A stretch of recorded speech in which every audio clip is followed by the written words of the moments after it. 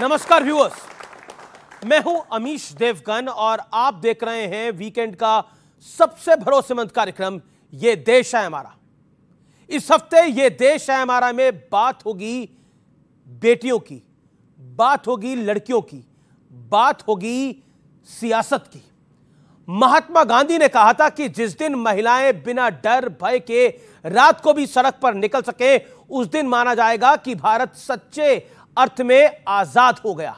लेकिन आजादी के 78 साल बाद भी महिलाओं और बच्चियों का रात को सड़क पर निकलना तो छोड़िए, वो अपने घर में भी सुरक्षित नहीं है, पड़ोस में सुरक्षित नहीं है, और तो और एक महिला डॉक्टर अपने अस्पताल में भी सुरक्षित नहीं है।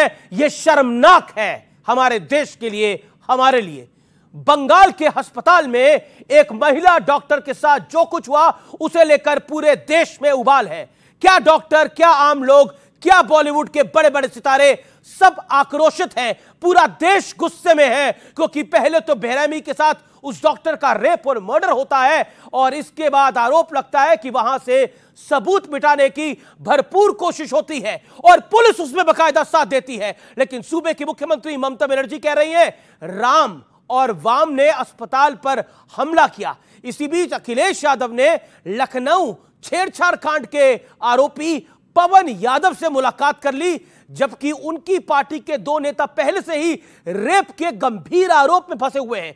सवाल यह है कि क्या कन्नौज से कोलकाता तक सियासी फायदे के लिए नेता सारी मर्यादा लांघ रहे हैं? आज इसी बड़े सवाल पर मेरे युवा मित्रों के बीच, डॉक्टर्स के बीच, जनता जनार्दन के बीच इंसाफ की मांग हम उठाते हैं। इस देश में उबाल है, इंसाफ का सवाल है और आज का कार्यक्रम ना राजनीतिक है ना ही कोई पॉलिटिकल मोटिव है। आज का कार्यक्रम इस देश की महिलाओं को डेडिकेटेड है। मेरा निवेदन है आज का कार्यक्रम ये देश है हमारा का जरूर देखें।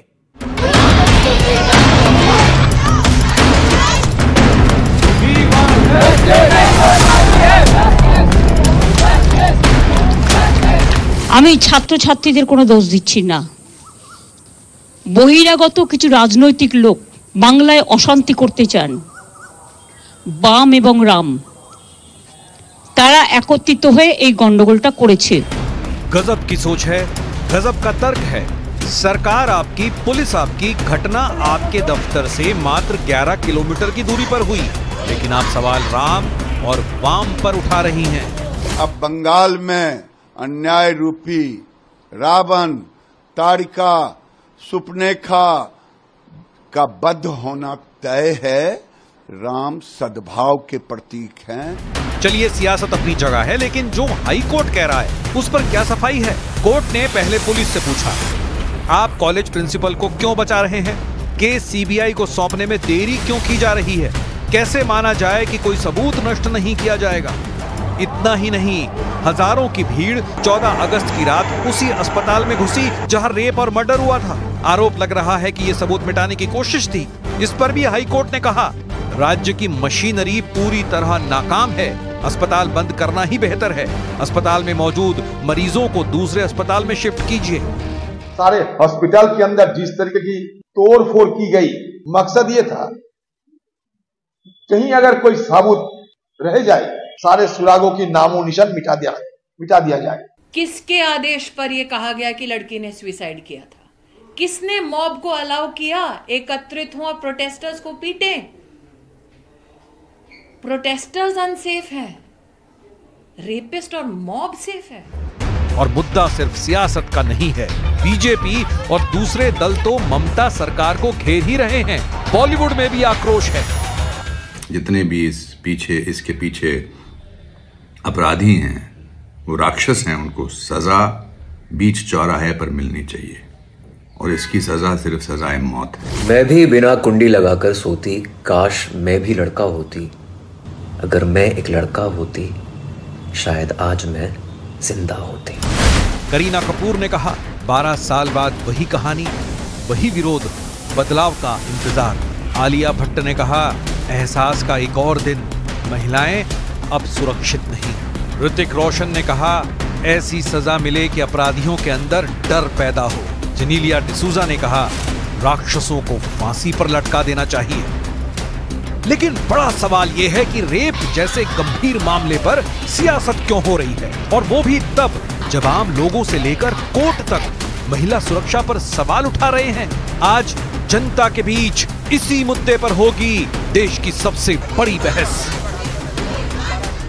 और इस चर्चा की जब मैं शुरुआत करने जा रहा हूं तो मेरा दिल भरा हुआ है। मुझे समझ में नहीं आ रहा कि आज मैं क्या सवाल अपने नेताओं से पूछूंगा, क्योंकि राजनीति भी बहुत शर्मसार कर रही है। लेकिन आज की चर्चा के क्या मुद्दे हैं? क्या सबूत मिटाने और मुद्दा भटकाने की शर्मनाक कोशिश हो रही है, और यह सरेआम हो रही है।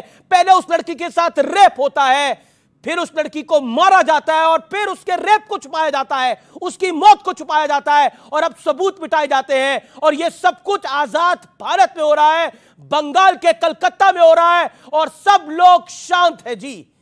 महिला सुरक्षा की लड़ाई राम, वाम और ताड़का पर क्यों आ गई है? क्या पॉलिटिकल सीरियसनेस की कमी है पूरे मुद्दे को लेकर? और अयोध्या, कन्नौज से लखनऊ तक समाजवादी पार्टी भी कटघरे में आ गई है। क्यों ऐसा हो रहा है कि जो छेड़छाड़ कर रहा है, जो रेप का आरोपी है, वो तमाम लोग समाजवादी पार्टी के साथ या तो कनेक्टेड हैं या नहीं तो उनका कुछ रिश्ता है।